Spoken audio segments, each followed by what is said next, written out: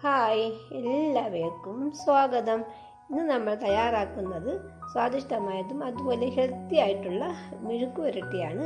ഇന്ന് നമ്മൾ തയ്യാറാക്കുന്നത് ഗോവയ്ക്ക കൊണ്ടുള്ള മെഴുക്ക് പുരട്ടിയാണ്. നമുക്ക് എങ്ങനെയാണ് വളരെ എളുപ്പത്തിൽ ഈ ഗോവയ്ക്ക മെഴുക്ക് പുരട്ടി എങ്ങനെ തയ്യാറാക്കാമെന്ന് നോക്കാം. ഈ ഗോവയ്ക്ക മെഴുക്ക് പുരട്ടി തയ്യാറാക്കാനായിട്ട് നമുക്ക് ഗോവയ്ക്ക ഇതുപോലെ വട്ടത്തിന് അരിഞ്ഞും എടുക്കാം, അതുപോലെ നമുക്ക് നീളത്തിൽ കനം കുറച്ച് അരിഞ്ഞിട്ടും എടുക്കാവുന്നതാണ്.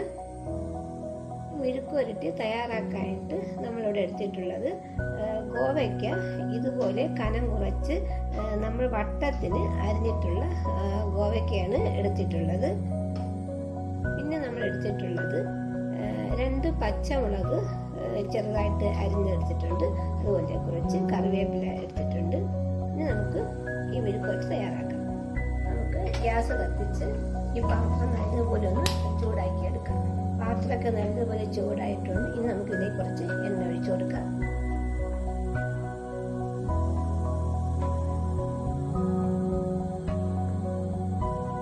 എണ്ണയൊക്കെ നല്ലപോലെ ചൂടായിട്ടുണ്ട്. ഇനി നമുക്ക് ഇതിലേക്ക് 2 വറ്റൽമുളക് ഇട്ട് കൊടുക്കാം. ഇതിലേക്ക് കുറച്ച് കടുക് ഇട്ട് കൊടുക്കാം.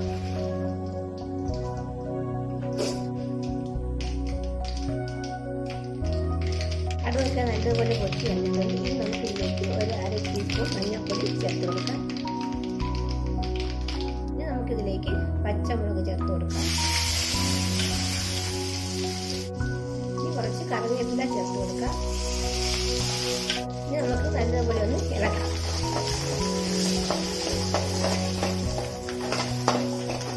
ഇനി നമുക്കിതിലേക്ക് നമ്മൾ അരിഞ്ഞു വെച്ചിട്ടുള്ള ഗോവയ്ക്ക ചേർത്ത് കൊടുക്കാം.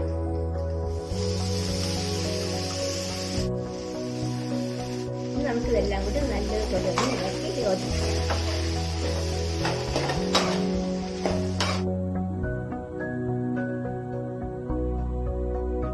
നമുക്കിതിലേക്ക് ആവശ്യത്തിനുള്ള ഉപ്പ് ചേർത്ത് കൊടുക്കാം. ഇനി ഒന്നുകൂടി ഈ ഉപ്പ് കൂടി ചേർത്തിട്ട് നല്ലതുപോലെ ഒന്ന് ഇളക്കി ചേർക്കാം. ഉപ്പ് ചേർത്ത് ഗോവയ്ക്ക നമ്മൾ നല്ലതുപോലെ ഇളക്കി എടുത്തിട്ടുണ്ട്. ഇനി നമുക്ക് ഈ ഗോവയ്ക്ക നല്ലതുപോലെ ഒന്ന് വേവിച്ചെടുക്കണം. ഈ ഗോവയ്ക്കയ്ക്ക് ചെറിയ തോതിൽ വേവുള്ളത് കൊണ്ട് നമുക്കിതിലേക്ക് കുറച്ച് ഒരു 1/2 ഗ്ലാസ് വെള്ളം കൂടി ചേർത്ത് നമുക്ക് നല്ലതുപോലെ വേവിച്ചെടുക്കാം. വെള്ളം കൂടി ചേർത്ത് ഈ ഗോവയ്ക്ക നമുക്ക് ഒന്നുകൂടി നല്ലതുപോലെ ഒന്ന് ഇളക്കിയെടുക്കണം.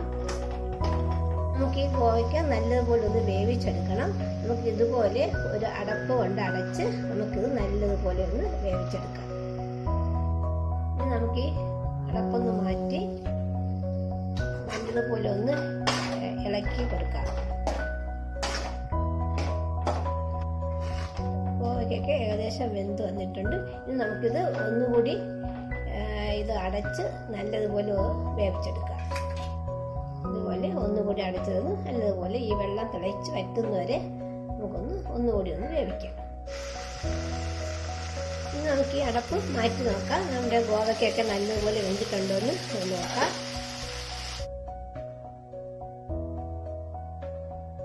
ഇനി നമുക്ക് നല്ലതുപോലെ ഒന്ന് ഇളക്കിയെടുക്കാം. നമ്മുടെ ഗോവയ്ക്കൊക്കെ നല്ലതുപോലെ വെന്ത് കിട്ടിയിട്ടുണ്ട്. ഇതുപോലെ നമുക്കൊന്ന് ഇങ്ങനെ ഒന്ന് അമർത്തി നോക്കുമ്പോൾ ഇത് നല്ലതുപോലെ വെന്ത് കിട്ടിയിട്ടുണ്ട്. ഇനി ഇതിൽ ഉപ്പിൻ്റെ അളവ് നോക്കിയതിന് ശേഷം ഉപ്പ് കുറവാണെങ്കിൽ നമുക്ക് ആവശ്യത്തിനുള്ള ഉപ്പ് കൂടി ചേർത്ത് കൊടുത്ത് നല്ലതുപോലെ ഒന്നുകൂടി ഒന്ന് ഇളക്കിയെടുത്താൽ മാത്രം മതി. നമുക്കിത് നല്ലതുപോലെ ഒന്ന് ഇളക്കി ചേർക്കാം. പിന്നെ നമ്മുടെ വളരെ സ്വാദിഷ്ടമായ ഗോവയ്ക്ക കൊണ്ടുള്ള മെഴുക്ക് പുരട്ടി റെഡി ആയിട്ടുണ്ട്. നമുക്ക് വളരെ എളുപ്പത്തിൽ തന്നെ ഈ രീതിയിൽ ഇതുപോലെ മെഴുക്ക് പുരട്ടി തയ്യാറാക്കാം. ഇനി നമുക്ക് ഗ്യാസ് ഓഫാക്കാം. നമ്മുടെ വളരെ സ്വാദിഷ്ടമായ ഗോവയ്ക്ക മെഴുക്ക് പുരട്ടി റെഡി ആയിട്ടുണ്ട്. ഇനി നമുക്കിത് വേറൊരു പാത്രത്തിലേക്ക് മാറ്റാം.